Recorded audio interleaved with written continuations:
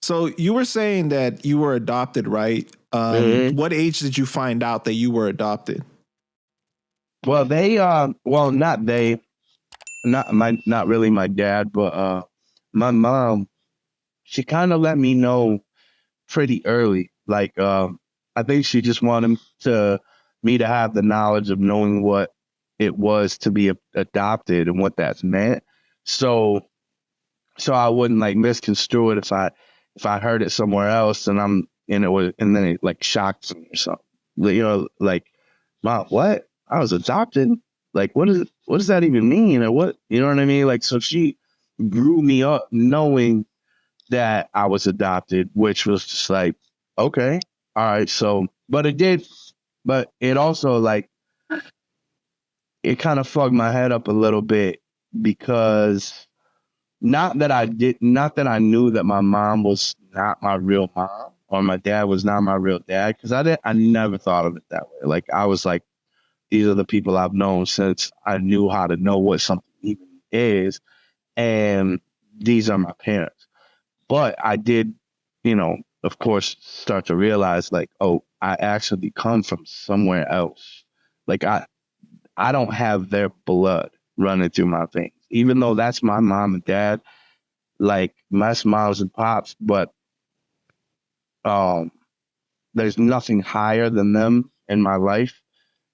It's I'm still from another person. So I always grew up wondering like, what are my genes? What is my ancestry? You know what I'm saying? So or do I have any brothers and sisters that I act just like, or do I act like my real biological pops or mom, or like, do we have the same tendencies, stuff like that. It was crazy. It was a weird way to think about things growing up. But I mean, it was what it was.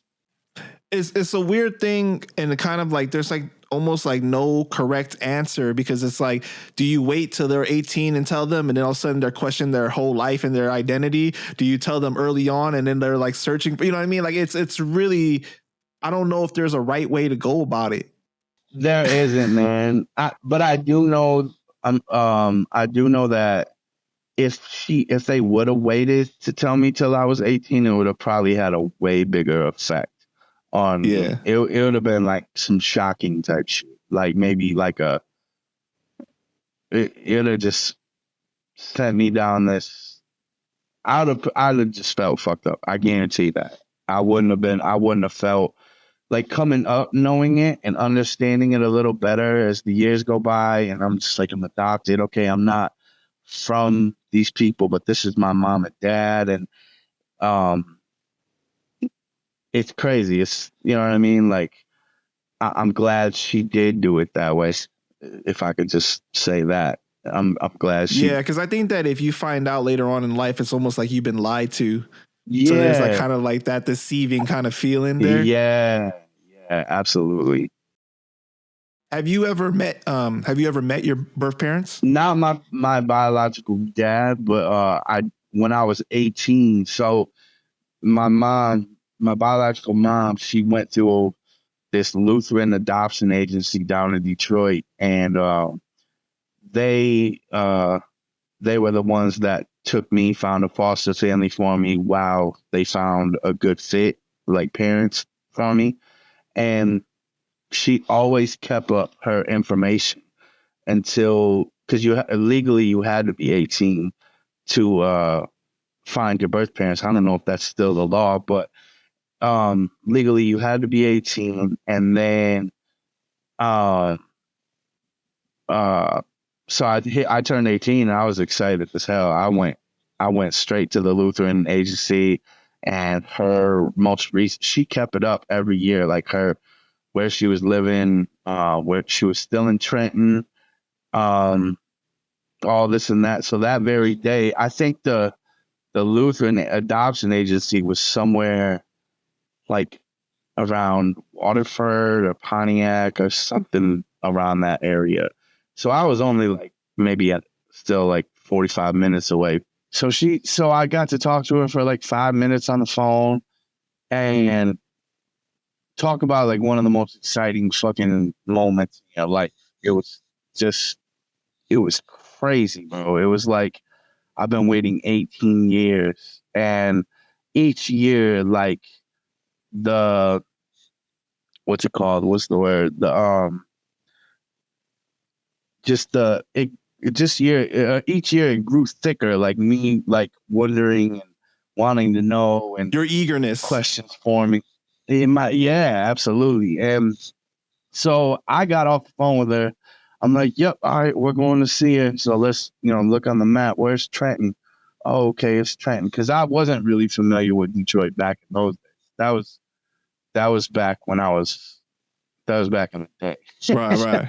But anyway, so let's just say it was all maps and shit like that. There was no form of checking your phone or there was no Garmin's out, no navigational systems or anything like that.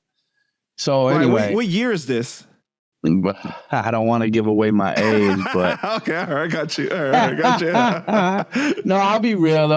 I'll be real. I was 18 and it was 98. So it was almost 99. Because we had my first daughter in 99. When I was 18 years old, I turned 18 in November. I turned my, the next age in November. So it's 1 month away from the new year. So I was born in the end of 1980. You know what I'm saying? So I've been around this motherfucker for a little while. You know what I mean? Right. But yeah. So anyway, so what do? I pull out of the parking lot, and Detroit's got a lot of one ways, and I'm a good driver, I guess, at this point for being 18, but I wasn't that good of a driver because I tried to hit the turnaround. Like, all right, so here's your one lane and your other lane in the one way. They're both going like this. You get in the turnaround, you want to get the far left lane to turn around, right? So I wasn't thinking. I was so excited and all these mixed emotions, and I tried to get in that lane from the far right lane. So I went like in front of all this traffic, and I was in my dad's Cadillac. Well, my pops always drove a Cadillac. So he it just like a car.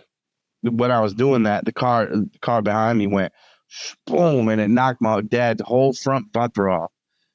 So I'm like, fuck, long story short, I put the bumper in the trunk and we skated and rolled down there, and I met my mom with a bumper in my trunk, and I got home and my dad was furious.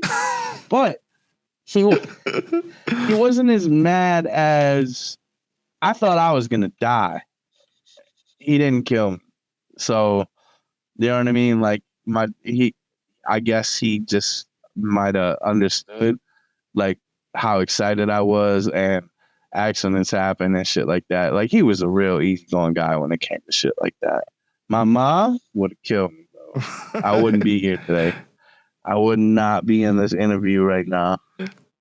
So describe like what the meeting was like, though, like from seeing her and your guys' like interaction.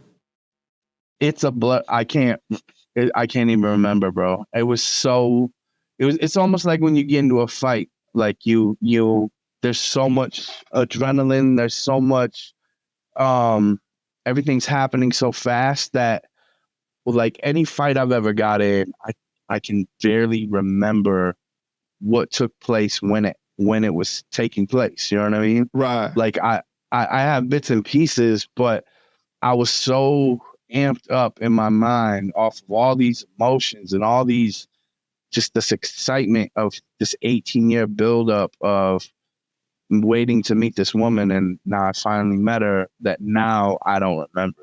I remember all the stuff after that day, but I don't remember that. So, bits and pieces are like coming up, I guess. I remember uh, I I remember she was I remember she was really cool with my baby's mom. Um, I mean, I remember she was really cool with me. Uh, Dog, I can't remember that much. You had that I could tell adrenaline you pumping. everything. The adrenaline was pumping, man, and I can tell you everything that happened. Like I could literally write a book after that day.